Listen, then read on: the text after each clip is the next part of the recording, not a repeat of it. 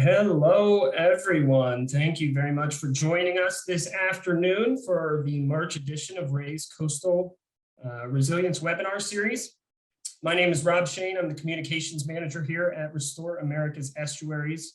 We are blessed to have an awesome panel of experts join us for the event today. We'll be talking about outreach and engagement in coastal communities.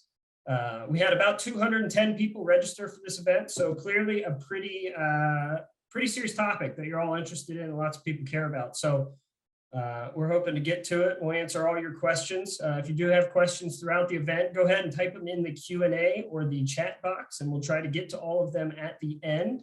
But before we get started here, I'm just going to give you a quick overview of some of the stuff Ray's got going on here and some future events that you may be interested in. But first, a little bit about Ray. We are a DC-based coastal restoration nonprofit. We have 10 member groups across the country and a handful of affiliate members that you see there on the screen. All three of the panelists representing today are from Ray member groups, so we're super excited to hear their stories. Restore America's Estuaries is dedicated to the protection and restoration of bays and estuaries as essential resources for our nation. As the leader of the National Alliance, we provide a unified voice for coastal conservation in Washington, D.C., and advance the science and practice of coastal habitat restoration. Coming up this year, we are hosting our 11th summit, our 11th National Coastal and Estuarine Summit. We'll be in New Orleans this year. So if you don't have anything going on, we do encourage you to come down and join us December 4th through 8th. We are now accepting presentation proposals. So if you're interested in giving a presentation, presenting a poster, just coming down and hanging out, those are available. You can find them through our website, and we'll add a link to the chat here soon. Presentation proposals are due April 8th. So if you are thinking about it, you've got just under a month to get in there. We've already had dozens roll in. We want to make sure you get a good chance to get your presentation looked at and get on the roster. So go ahead and get over to the website and submit your proposal today. A couple other upcoming events we've got going on March 15th and 22nd.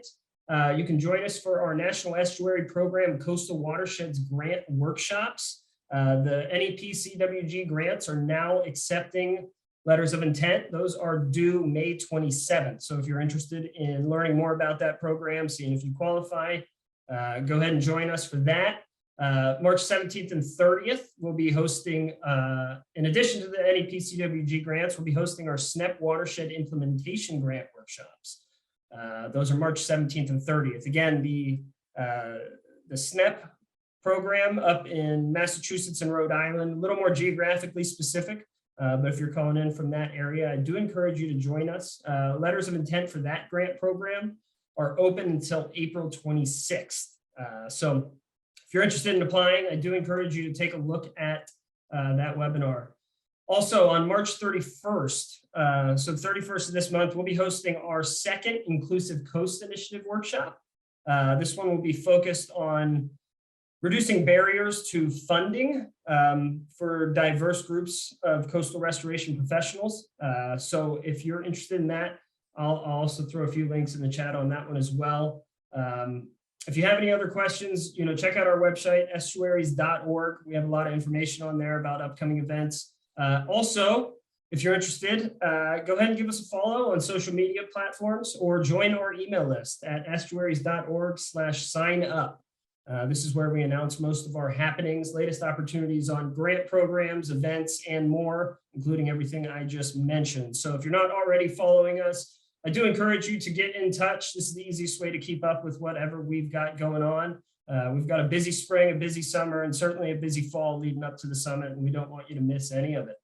And last but not least, I'd like to introduce our three panelists for today. First would be Tom Ackerman, Vice President of Education at the Chesapeake Bay Foundation.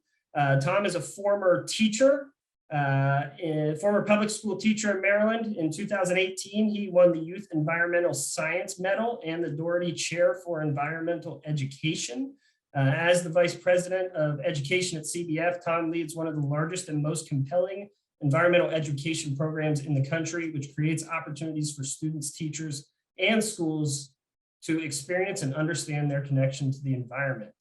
Next, we'll have Paige Lansky from Tampa Bay Watch. She's the Bay Grasses in Classes coordinator. Paige is responsible for coordinating the Bay Grasses in Classes program and assists with various restoration projects and educational programs.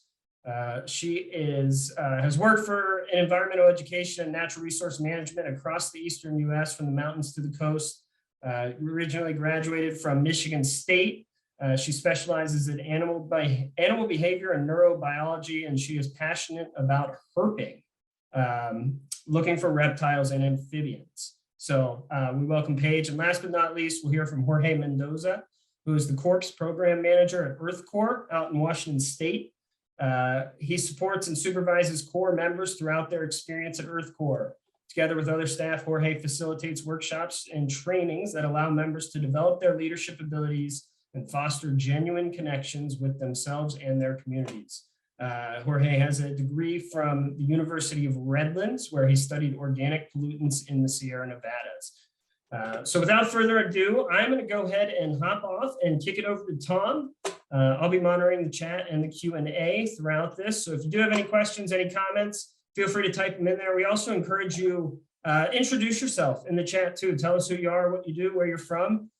We'd like to learn a little bit more about our audience as well. So without further ado, I'm going to go ahead and give the mic to Tom. And I appreciate you all joining us. And stick around at the end. We'll do some Q&A as well. Awesome. Thanks, Tom. Right on. Can you hear me okay? Yes, sir. And can you see me on video? Yes, sir. Excellent. Well, thanks, Rob, and to RA for the invitation today. Excited to serve on this panel with Paige and Jorge. From the Chesapeake Bay Foundation, we've been doing environmental education for 49 years. It'll be our 50th year tomorrow. Rob, can you click ahead? Or do I do that? Maybe I do that. Anyway, a little bit about me, why I might bring some value to your day. I've been an environmental educator for 25 years, including my time in the classroom, as Rob mentioned. I co-chair the Chesapeake Bay Program Education Work Group, which is a regional work group here in the Mid-Atlantic focused on environmental literacy. I'm the National Geographic Explorer for Environmental Education, and maybe most importantly, I spent 7 years in the classroom teaching middle school and high school science, which I include in my 25 years as an environmental educator. Next slide. So what I hope to do in my 10 minutes today is share with you some very basics about the theory of behavior change that we kind of rely on, that underpins our programs. Maybe to share a little bit of a successful model program design, and to generate a few ideas for how your organization might make an impact on environmental literacy. And I understand that our audience touches this in lots of different ways and from lots of different angles. Next slide. So a little bit about why do we as an organization, why does the Chesapeake Bay Foundation invest in education? We are trying to create a constituency who value the Bay and its watershed as a living connected system, and who will act to restore clean water and ensure a high quality of life for all its inhabitants. So we were looking at understanding and action. So that fundamentally is behavior change, right? Next slide. You know, we believe that that it's necessary to really have an educated citizenry, to have an educated community who's going to act to save the Bay. And so we invest at a level where we're reaching over 35,000 students, teachers, and school leaders every year. And we're taking each of those audiences and making sure that they get in touch with the resource, not just learning about it through books or websites or talks. And I'll explain a little bit about why that is in a few minutes. Next slide. Our core programming areas are student field experiences, 30,000 students a year out in the field, out learning about doing Bay science, doing field experiences. We don't call them field trips. I can get into that at another time. That's built, or on top of that is built a teacher and principal professional learning program. We're running 5-day courses that bear graduate credit for our teacher partners to help them learn how to extend and embed these experiences in their curriculum. We have a student leadership program, which works with about 75 to 100 student leaders to really take the next step in action and really determine their own interests in protecting the Chesapeake Bay and their local environment. And we do a lot of work in systemic environmental literacy. That's partnering with school systems to reach every student at a grade level within a school system. Also have an education operations shop that helps us make all these programs run smoothly. Next slide. So my first point that I want to make is that the knowledge deficit model does not work. And this is well proven. And basically what I'm saying here is that telling people about the reason why your mission or the resource that you're trying to protect is important is not going to change behavior. Knowledge is important if you're trying to it's basically the admission ticket to start. You're getting somebody into the room, but they're not going to change their behavior based on additional knowledge. And this is a fallacy that a lot of organizations have proven that it is a fallacy over the years. If you want a little bit more information on that, Mark Stern at Virginia Tech has done some excellent work on this in the context of environmental literacy. But basically, human behavior is just too complex for just telling people something to have an effect on their behavior. And I'll just give you one quick metaphor. If I was to ask you all, how many people know that diet and exercise are a key to being healthy? And I would probably get nearly 100% of you raising your hands. If I then asked, how many of you have a diet or exercise plan that you execute with fidelity 100% of the time, I imagine most of those hands would go down. And that's again because human behavior is very complex, and there's lots of factors besides just knowledge that have an impact on behavior. Next slide. So thank you, stockphotos.com here. I pulled this off the internet yesterday. But just a little bit of an example of a few of the factors that we think about and how we group them. But knowledge is just one of the cognitive factors that applies to how people actually act, right? There's expectations, there's attitudes. We can influence those. We can design programs that will increase knowledge, right? Similarly with behavior, we can develop programs that will build skills. But there's the environmental factors sector is really something that we have to accept or react to. We can't really influence, well, we don't generally have the ability to influence social norms or community standards to a great degree. We really need to be thinking about how do we understand those and design our programs to incorporate them or to build upon them. So again, it's complex. We don't really have enough time in this talk to get into this, but I do want to kind of give you a simplified version to think about environmental education or environmental literacy programming. Let's next slide. So you'll see different models with this, the cash model, the KSAB model. This is kind of a simple one, CASA. So you have to, if you really want to get to behavior change, if you want people to care about water quality and act to do something about it, if you want people to protect a resource, knowledge, again, is just the first step. Yes, it's important. They need to know what the resource is that you're trying to protect and how their community impacts it. But you also have to go deeper. You have to get to those attitudes. You have to, and influence those attitudes positively. You need to build skills, and you need to create action or the intention to act. And so that's what we're trying to do with our programs at the Chesapeake Bay Foundation through our direct action and through our work with teachers to try to hit all of these levels. And so I'll tell you a little bit more about that piece in the next slide, I believe, if I remember where the next slide is. Yes, okay, so for starters, we have these 14 field programs up and down the Chesapeake Bay Watershed operating in Pennsylvania, Maryland, Virginia, a little bit in Delaware, a little bit in West Virginia, not so much in New York for us right now, just due to our institutional resources or limitation thereof. But we're running canoe programs, we're running boat programs, we're running island centers for overnight experiences. And the goal are really to hit those first two levels. We want to increase students' knowledge, and we want to change their attitudes by giving them a fabulous learning experience and really getting them to understand their community's connection with the Chesapeake Bay and the Chesapeake Bay watershed in a way, hopefully, that they'll never forget. Now, I just told you need to address all four of those levels somehow, right? And so that's the next part of our strategy on the next slide.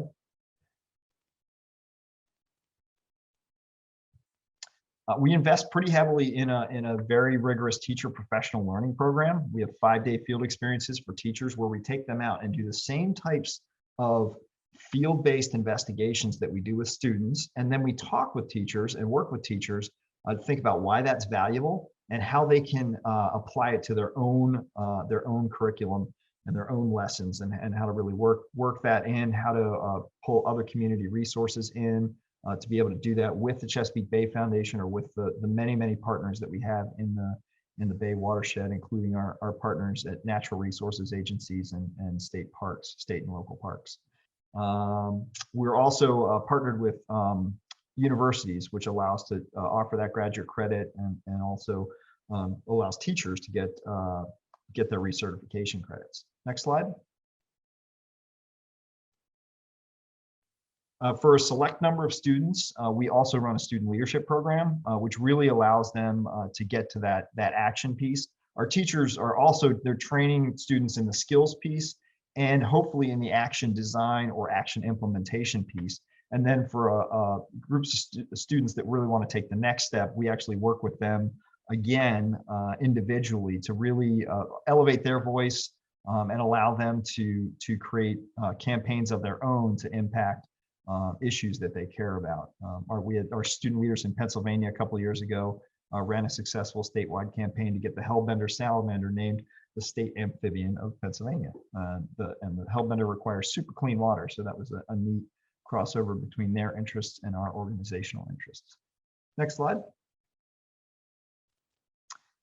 We've codified some of this into what we call the meaningful watershed educational experience. If some of you are in the mid-Atlantic, hopefully you're familiar with this. We worked on this with our partners from NOAA and some others in the region who work with me on the Chesapeake Bay Education Work Group. And we've kind of put this into a context that is very steeped in what formal educators recognize as good practice.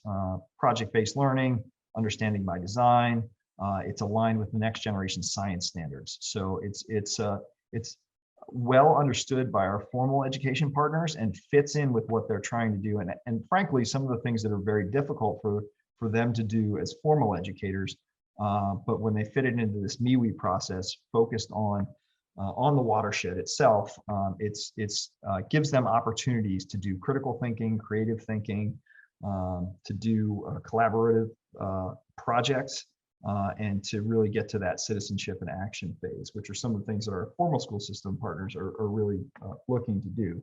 The MIWI includes issues definition, outdoor field investigations, synthesis and conclusions, and student action projects as its 4 components.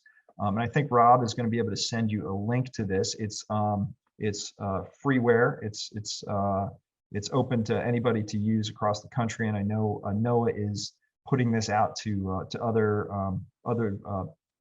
basins, other regions of the country that are doing this kind of work. Next slide. So that's kind of led us to the next part of our strategy, which is building these partnerships for systemic and sustained environmental literacy programs. So we are trying to work with whole school districts to do the curriculum co-development, to do the teacher training, to lead some model implementation of some of these MIWI projects. And for us, this is really important because we want to reach every student in a school system, because every student in the school system is representative of the entire community. And that's, we want to make sure that our efforts are guided by principles of equity, And we also recognize that it's going to take everybody in the Chesapeake Bay Watershed in order to do this. Now, everybody in the Chesapeake Bay Watershed is about 2.8 million students. So that's well beyond the 30,000 we can serve ourselves each year. So of course, partnership is key, and we're working a lot with building networks and building partnerships around these school systems as well. Next slide.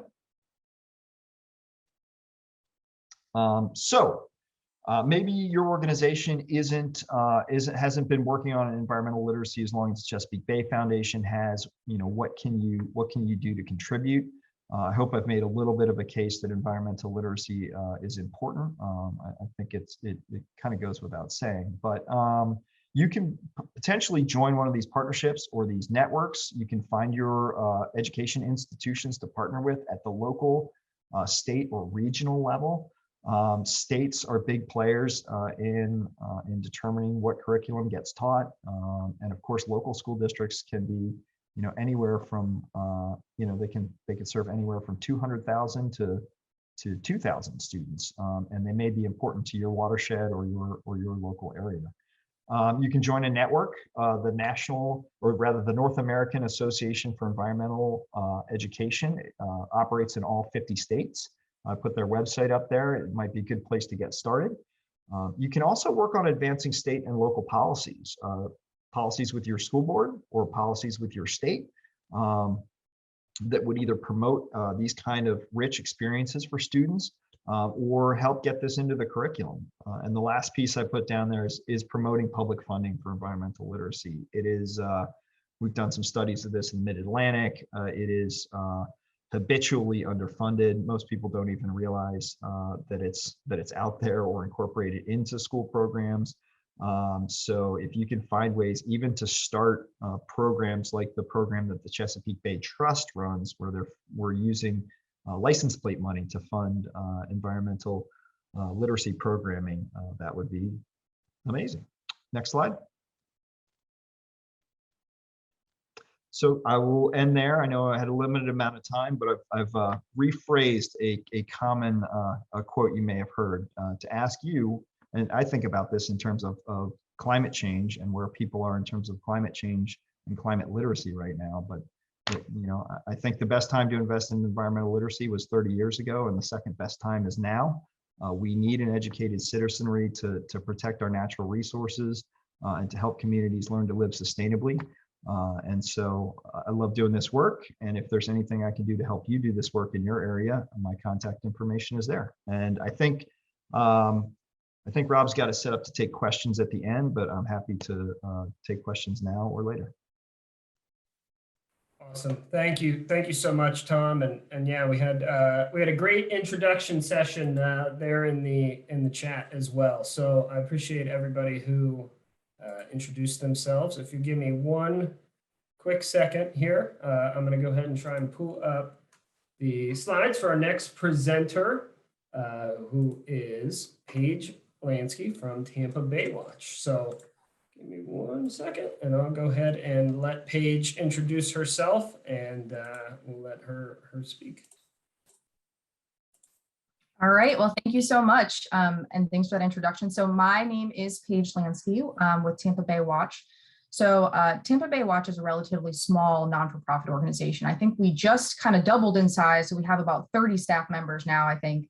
And our mission is focused on fostering a healthy Tampa Bay watershed through community-driven restoration projects, our education programs, and our outreach initiatives. So I coordinate this program called the Bay Grasses in Classes program, and that's kind of what we're going to talk about today. So in this program, we cultivate most of our wetland plants that we plant at restoration sites around the Tampa Bay watershed. So I'm just going to give a quick overview, but the students in this program in the Tampa Bay area actually create wetland nurseries at their school campuses, and they raise them to be transplanted at restoration sites all around the Bay. So go ahead to the next slide.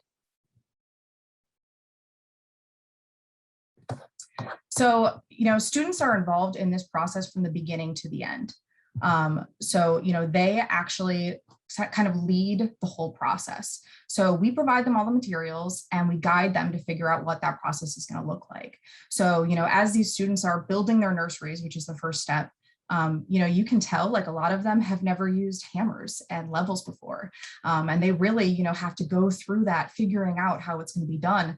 So there's a lot of skills, technical skills that aren't really the intended consequences. It's not the intent or the intended knowledge, but they really benefit from them in their lives. Go ahead to the next slide. So once they have built their nursery on their campus, we actually take them out to a harvest site or to a donor site. So we coordinate a field trip where we go to a donor site, and currently we have an intertidal species donor site, but we don't have emergent freshwater species. So if anyone knows anything, let me know, reach out to me. But so these are established mature marshes or wetlands in the area, and students can see, what they look like, what they smell like. They can feel what the soil feels like. And these are really messy days, but the students really enjoy them. Go ahead to the next site or the next slide. So this is kind of what a nursery is going to look like when they bring back all of those donor plants and they put them in their nursery. So that top left picture is kind of the day of planting when they put them in their nursery. And as you can see, it's a lot of plants. They can fit about 900 plants in the nursery. And again, the students really lead the plant care throughout the year. So we do have a lead teacher from the school and they'll guide them, but the students are the ones sort of facilitating that nursery care protocol. So they check for salinity if it's intertidal, they do all of the weeding. They remove any algae in the nursery. They do soil monitoring if there's any condition. And as you can see at the bottom, this is actually a nursery 2 years later, which is a little bit longer than we intend them to go. But because of COVID, we kind of had it sitting there for a while. But you can really see how much they grow and how much yield we're able to get from these nurseries. And it's all sort of students caring for them until they're ready to be planted. Go ahead to the next slide. So, when the plants are ready, the students will take the plants out to restoration sites to plant them. So we coordinate, with all the municipalities, state agencies, cities and counties, and we see where these plants need to be planted at. And we provide the plants and we provide volunteers. So it's this really great, coordination between the schools, between the municipalities, our restoration partners, and Tampa Bay Watch. And obviously the students get to go out and, see the fruits of their labor. They actually get to go out into the field and see what they've been doing all of this nursery care and prep work for. Next slide. So this is just to sort of show you how we sustain the process really quickly. So when they go out to the field, the students will actually only plant half of the nursery and they save the other half to spread out in the full nursery so that the next year's students, they can then plant those plants elsewhere. And go ahead to the next slide. So I just kind of on a restoration standpoint, I sort of wanted to give you a before and after, a success story. So this is at MacDill Air Force Base. I can't remember exactly when that first picture was taken, but this is 3 years later. And you can see that not only have those plants been successful and they've survived, but they've also spread. And all of our monitoring indications have shown us that, habitat has actually been created here. So, it's not just for landscape purposes, or erosion control, but it's actually creating habitat. And if you'll go to the next slide. So on that note of creating habitat and sort of why we do this, we don't want these students just coming out doing this hard work, hard labor of planting the plants. We want them to have, an emotional connection and understand why we're there in the first place. What's the function and what's the goal? So as we're out there, we'll have them plant and then we'll monitor for wildlife at the site, dip netting, or if we're in an upland area, we'll do some swoop netting. We'll monitor our past planting sites and do some citizen science, or we'll monitor our oyster reefs using, those same protocols that we use to monitor those sites. So they work you learn the technical skills as well, and they get to learn the tools that we use as we're out there. We've also created, lesson plans to supplement our plantings and to supplement our nursery care. So that might include, hands-on activities, models, data science activities, sort of depending on that age level and that skill level.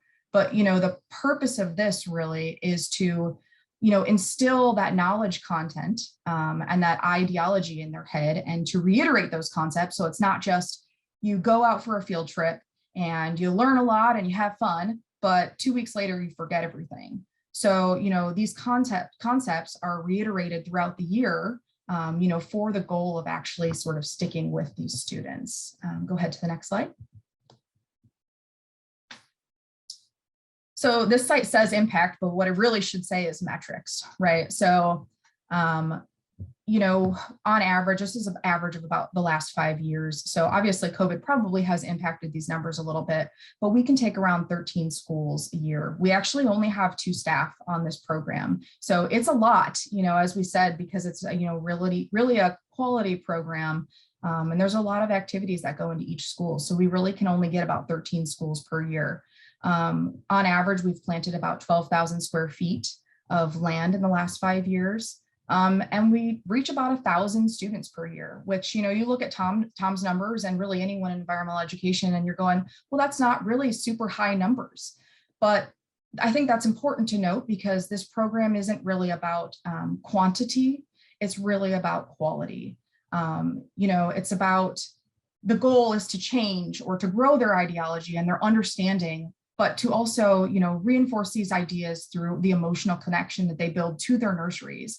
On our field experiences, as Tom says. All right, go ahead to the next slide. So here's what I call my secret mission. And I think, Tom kind of talked a lot about this, but, the impact comes down to, something that can't be forced.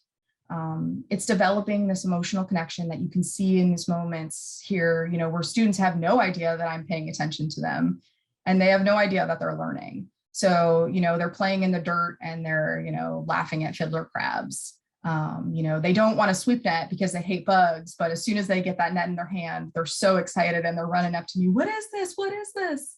We occasionally get critters that come and join us, like this bonnet head here, and the whole classroom stops everything they're doing because they're so fascinated by it. Even though they're relatively common, these students don't get the opportunity to see these amazing sites in their backyard very often, and really, creates that connection to them.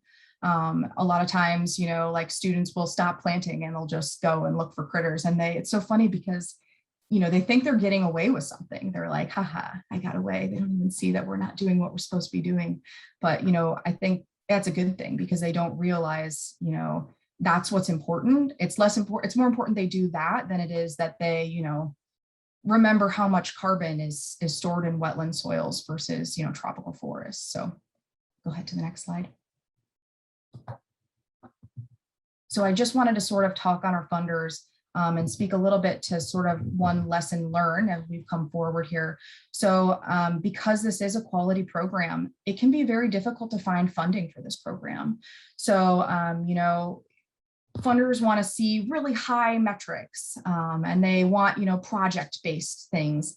And so being, this sort of big program that is long-term and sort of low metric numbers, it can be very difficult to show our impact. And you can do surveys, but it's difficult to sort of see, as Tom was talking about, that environmental literacy that is created through that. And you can do surveys, but it's hard to see, do these students that you spend time with become more environmentally literate and create stewardship, citizens down the road. And that's something that we're sort of working on now, and how to sort of keep the program fresh and so that we can get funding for it in the future. And a last thing, which I think I actually went a lot faster than I thought I was going to, but I just want to say, if anyone does have questions, if they have ideas to do this, even on a smaller scale, please reach out and I can walk you through sort of some of the lessons that we've learned in the process over time, and help you figure out how you can do this or something even smaller or something, related yourself. So that's it. Thank you very much. Thanks, Paige. And we did have one question actually come in about permitting. If you could talk quickly about how do you choose your sites and is permitting required? So in Florida, we are not required at the sites that we've been at to do any permitting for our plantings. Obviously, so we also focus on our oyster reefs, which we do have to do lots of permitting for, but for our plantings, that hasn't been an issue for us. Awesome. Okay, great. Well, thank you very much. And again, if you have more questions, feel free to add them in the chat. Next up, I am happy to welcome Jorge Mendoza from EarthCorps. Give me one quick second here to get the slides going, and we'll get him on his way. Sweet. Thank you so much, Rob and Ray, for putting all this together. It's been really great hearing from my colleagues at the other organizations. So yeah, I will be focusing on like a lot of our community involvement here in the Seattle Puget Sound region. As Rob did a great job introducing earlier, my name is Jorge Mendoza, the Core Operations Manager here with EarthCorps. I have a background working with marginalized communities, indigenous tribes throughout California and the West Coast, and also in environmental education for like summer camps, giving an opportunity for historically marginalized youth to go out and like be in nature and take them on their first backpacking trips and all sorts of really awesome things. But here at EarthCorps, if you can go ahead and progress the slide, is we envision a world where people and nature thrive together. Kind of our tagline is we provide local restoration and global leadership. We provide a program for young adults, usually ages 20 to 25, to get a start in the conservation and like professional environmental world. So we partner with Americorps to offer this program. It's a one-year program where most folks are coming, pretty fresh out of university, getting their degrees, or out of high school if they're going straight into like beyond professional restoration crews. And it's about 40 people or so every year that join us. And they can come from all over the country. And then also what's really cool about our program is that we bring in some international participants for a 3-month to 6-month term to just like get international perspectives and like spread the knowledge and like learn from them and offer some education for them as well. And what this has done is like spread our message and our values across the globe. So that's really cool. I'll talk a little bit more about some of the things that they've helped start later on. But if you can go ahead and progress the slides. So yeah, talking about community involvement. So pre-2020, we're still kind of building back up to this capacity. We would, with the help of these crews and the 40 participants in this program, would host events for up to 10,000 community volunteers a year. And this is again throughout the Seattle region. On top of like partnering with all of our like formal partners, these are government agencies, businesses, nonprofits, local schools and colleges. So it's a really awesome opportunity to like get out and talk to people. A lot of these organizations, what they also do is like provide time and like the funding for their employees to come work with us, which is really awesome. And so like it gets the people who live here, who work for these organizations, and they're incentivized to come out with us by their employer and do restoration work. So earlier this year, we were out with like a local electric company pulling ivy. We do a lot of like blackberry removal. We did that with REI not too long ago. And then we do have some larger projects that I'll get into in more detail that we do and for a couple years. I think the longest standing one is from like 2014, where they just come out and really focus on a particular area. And it's really been awesome to like see how that progresses and that tracks. And yeah, if we can progress the slides, just want to share some photos of some of these projects and like where all of these people go to. You can see in like that bottom left, we're doing some like erosion control in a wetland area, providing these like diagonal fences. And so like the water rushing in and out isn't as severe and helps limit coastal erosion. We do partner quite a bit with schools, which is really awesome. So our crews will go out and provide education, usually in like 1-week terms. And just go out and like talk with them. How do you plant a tree? And because we'll get them anywhere from bare roots, potted plants, live stakes, all sorts of different plants that they can go out and like just get their hands dirty. And they spoke about it a little earlier, is getting the youth out there. And really a big part of our program on the core side is like building these leadership skills so that these young adults can go out into the world and be environmental professionals and continue spreading that message. And that's really our big focus here at EarthCorps, is just building capacity in our communities and the broader sense. And so some of our alumni have gone on to like found conservation corps in Kenya, Japan. They've gone on to work and manage the Washington Trails Association, been managers for ACE. There's an organization that was founded about 2-3 years ago called Sea Potential, which again is here in the Seattle region. And they're all about getting youth outside into wetland areas, exploring. They're teaching them how to do like stream assessments, like biological assessments, all sorts of different things. And this is the impact that our organization has like outside once people leave the program. So that capacity building component is super awesome. And then we can talk a little bit more about the big projects that we have going on. If we can go to the next slide.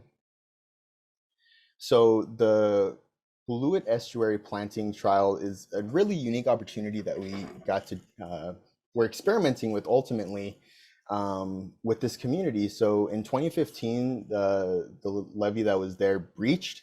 And so 375 acres of wetland that had essentially dried out because of this levee came back. And so we're able to take this like really awesome opportunity to like, oh, let's restore it back to being a riparian buffer that it was in the past. And so we're tracking this, doing like carbon storage monitoring, doing a lot of planting there, which has been super awesome. And these communities are coming out, and like the neighbors who live right here, like coming out and doing the planting and caring for the land themselves. So they're like, there's an education component of talking with them and like why it's important to care for the communities that we live in. If we can go on to the next slide. Port Susan Bay is one of the only like undeveloped bays within the Puget Sound. So it really helps us as like a baseline of like what a bay can look like in the region. There's still some invasive species that have been introduced over time that we're trying to like get eradicate from the area, trying to eradicate some Spartina. It's a huge project, and these are some of the volunteers out there. They get a pretty cool experience of like going out on like this hoverboat craft that we get to just ride around, and it's a super awesome time. And the next project we can talk about is going to be Commencement Bay, if we can progress the slides. And this is probably our largest long-standing project that we have. So this has been going on for a long time. We're really happy about this one. We partner with NOAA, Fish and Wildlife Service, and also the Puyallup and Muckleshoot tribes, which is part of their ancestral homelands here. And so since 1998, there's been some work done by EarthCorps and the tribes, and within the past 5 or so years, we've taken on a much bigger role with them. And so we're trying to like really incorporate more of the indigenous culture and like practices into what we're doing here. And it's helping us like really change our mindset as an organization into like the communities, the indigenous communities, the communities that currently inhabit the lands, like how do they all fit in, and like give us a really like solid picture of what the communities want in these areas. And I believe someone presented or spoke about it earlier, where we shouldn't be dictating as to like what restoration means. And that's a practice and approach that's been really around for a long time. And here at EarthCorps, we're trying to change and like reach out and talk to these communities. Like they're the ones living there. They're the ones that are getting impacted by these changes. And so really bringing their voices in. And so this Commencement Bay project has been really foundational for us in like navigating how to communicate with these different communities, because these tribes have been there for a very long time trying to do the work. And now like us as professional service restoration crews coming in and doing some of the work with them, while also tying into like current, like present day aspects of who lives there and occupies the land. So this is a super awesome project, and you can check this project out on our website. There's a pretty good feature on there and some interactive maps on like where these are all taking place. I believe it's 14 different sites that we're at within Commencement Bay. And then the last project I want to talk about, if you can progress to this last slide, is the Coastal Blue Carbon Opportunity. So we partnered with Ray, ESA, Western Washington University, and put out this like 200-page report on like the benefits of coastal and wetland in regards to like carbon storage and sequestration. So it's a really awesome one. I'd love to talk more about it, but I am coming close to my time limit and want to respect and give everyone some time for some questions. So thank you for giving me the chance. And if you have any questions, please go ahead and put them in the chat.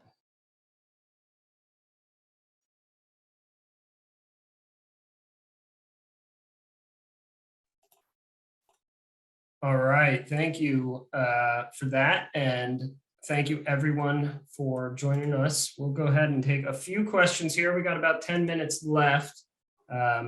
First thing I want to do is make sure I share the document that Tom mentioned earlier. So I'm just going to throw that in the chat right now as well. And Tom, if you're still there and you'd like to come back on with us, just setting up the videos here. And so I guess first question, I'll throw this one to Jorge since you just spoke with us, but you mentioned a little bit about working with the Americorps group. For those of our audience out there, you know, how can they get engaged with the Corps if they're interested? Absolutely. So to get involved with EarthCorps, there's a couple different ways. So for those who are like looking for work opportunities or want to get involved with the Americorps program, it is a 1-year, 6-month or 1-year opportunity that starts in January and June. And that's like, you go on our website, apply for a job, and that's a great opportunity for someone like really looking to get started in conservation work. It's an education and like work training program. For those who like want to volunteer, we have almost weekly events that we put on with our local communities, and they're open for anyone who wants to join. And then for any like government nonprofits who want to partner, that's where a lot of our projects come from, is land agencies, schools, whoever like wants to do restoration work. And we work really closely with them to see what the goals of the projects are. So with the Americorps is, because we're a part of Americorps rather, we can offer some pretty competitive rates for our services because it is an educational program. That being said, it's not like a full-on professional crew. And what that's not that saying we're gonna like do more shoddy work. It's saying that it might not be like as efficient because we have that education component and we're building the capacity of our future environmental leaders. Awesome. No, that's great to hear. Along a similar vein, Paige, I'll let you go first, and then I'll ask same question to Tom too. For anyone out there who runs an organization or who is aspirational to run an organization, do you have any advice for getting an education program similar to yours? You know, maybe Tom, CBF's is quite large, but you know, in the early days, we'll say, you know, getting something like that off the ground. So I think everybody here has probably heard this a million times, but I'm going to say it 1,000,001 times. Obviously, you know, think locally, not globally. And I think he really mentioned that sort of in his presentation, but focus on your community. You know, who is in your community? You know, what is the ethnic majority? What's the culture like? What's important to them? What's significant to them? Do they care about the aesthetics? You know, do they care about recreation? Do they care about having more parks? You know, what is significant to them? If you are in a community that doesn't necessarily believe in climate change, you know, yes, you do want to teach them about blue carbon, but maybe you want to kind of sneak that in there and focus your program on something that they can relate to and something that's significant to them. So I just think that's kind of a good place to start your program, is figure that out, know your community first before you start building that program and build it from there. Great. And Tom, do you want to take a stab at that? Sure. Yeah, I'll just reiterate something that Paige said in her presentation, which is start with a quality program, start with a comprehensive program. Something that is quality will draw people to it, and will be valuable instead of just doing something that's I don't want to say that's less than fully meaningful. And the other piece, in terms of reaching out to your community, I mean, a lot of my strategies have always been built around the schools themselves. The schools are representative of almost everybody in the community. Almost everybody's going to schools, and so if you can use the same kind of approaches that both Jorge and Paige talked about in terms of authentically engaging your community by authentically engaging your schools through your teachers and school leaders, and really learning what they need instead of bringing a canned program to them. Partner with them, learn what they understand, and it's almost in our field, we're lucky. I think that the standards lend themselves towards this, but just good learning. I mean, you saw lots of pictures of just great learning happening, lots of stories of great learning through working in the environment. So you're bringing your expertise in science or in teaching kids outside, which schools may not have, and creating a great learning opportunity that every teacher is going to want for their students. But you have to put together a program with them that's going to work, because they're beholden to testing and standards and scheduling and getting their kids to your site and all that stuff. But if you're willing to put the time in, the rewards can be tremendous. Yeah, definitely. That's great to hear. And I think that great points, and I'm sure will be well taken. I did have a question come in for Tom specifically. How do you involve universities and research institutions, such as the Smithsonian Environmental Research Center, that are in the Bay? What are the main barriers and benefits? So, I mean, benefits are obvious in terms of a couple of different places, but the resources that a higher education partner can bring to the table are tremendous. They're also the folks that are certifying our programs for graduate credit, which is a big driver in certain states that we work in. Maryland in particular, teachers have to get 3 graduate credits every 6 years and 3 other types of CPD credits. And so, that's how we're able to run with 350 to 400 teachers through a 5-day program each summer.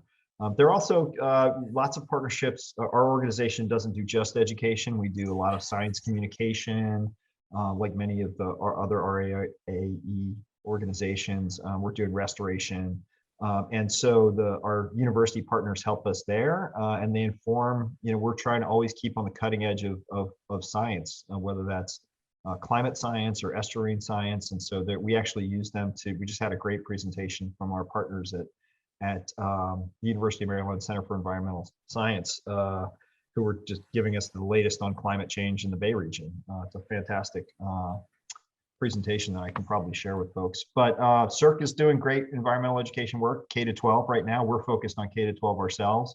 And they can bring a lot to that part of it. And also, typically our partners are working on that teacher training aspect, which, as I mentioned, is really, really important for extending your program out to something that really sticks with kids and gives them opportunities to do that, the skill building and the action.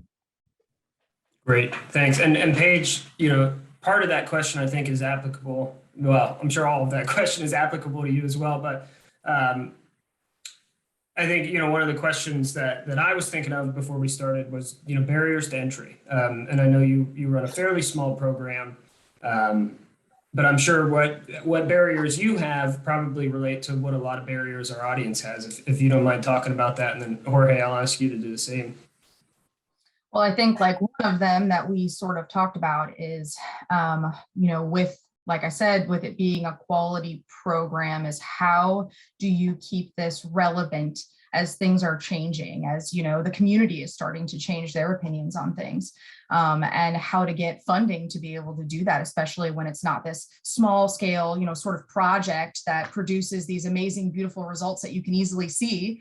Like I noticed somebody put in that chat, it's hard to explain and to see those qualitative impacts, versus the quantitative. And I mean, that is really our sort of number one lesson learned, is how we do that. And actually, funny enough, I know I'm supposed to be answering that question, but with all the people that I'm seeing here, I think that's a good question to sort of reach out to our group that's here our audience today is if there are any good ideas and good ways that people have been successful at determining what those long-term qualitative impacts are, I would love to hear, sort of those ideas in the chat, or reach out to me if you have any great ideas. But yeah, I think that's sort of the major one is trying to keep things relevant and moving, and to be able to create funding, because a lot of these ideas are great ideas. It's a matter of how do you keep them sustainable for the future. So right. Jorge? Yeah, and just to echo some of that, right? Like funding is such a barrier for so many of these issues. And so one of I was the ways waiting for somebody to say it. yeah, we have all these crews, right? But we got to keep the lights on. And so like if we go and do like these awesome projects with these communities, like they may not have the resources to pay for this. And so it's like that's a big question for us that we're currently trying to answer. And one of the approaches that we've taken that has been pretty successful is that when we partner with larger organizations, we charge what we are calling an equity rate, where our day rate for service is actually a little higher for an organization that can afford it. And then that gives us a buffer to then go work with a school or another historically marginalized community and talk with them and like, hey, what does restoring this site look like for you?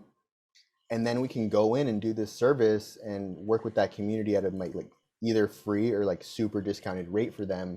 And so like this is where like really working together is like a broader community, because we'll go to King County and charge them more. And we have to like explain why we're doing that, and then go work with like a BIPOC community who doesn't have the funding, like a city or like, public parks. And they're like, we want to do this awesome project, but we can't. And so like King County will take on this extra pressure and like, give us that funding, and we can offset that over there. And that's been really, really helpful there for that funding. And then the other part is like getting community involvement at all has been challenging when we go to those BIPOC communities and like, oh, what do you want? Because there hasn't been like that education like aspect before. So we're going in, oh, what does restoration look like for you? And they're asking, what's restoration? Yeah. And that's where working with schools like Tom's been mentioning is like really helpful, because later on down the road, it'd be great if we had the education 30 years ago, right, to go to that line you finished with, so that when we ask the question today, we'd have an answer. But we're asking the question today, and we can really try to work on that now. Yeah, no, that's great insight. And I think, I certainly, I've witnessed that, experienced that too, in my years of working in the environment field too. We're coming up on time, and I think we made it through all the questions. So I'll ask maybe one more if you don't have 30 seconds of a story to share, or something you'd like to share, a success story, or something funny that happened while you were working with students or volunteers or anybody else.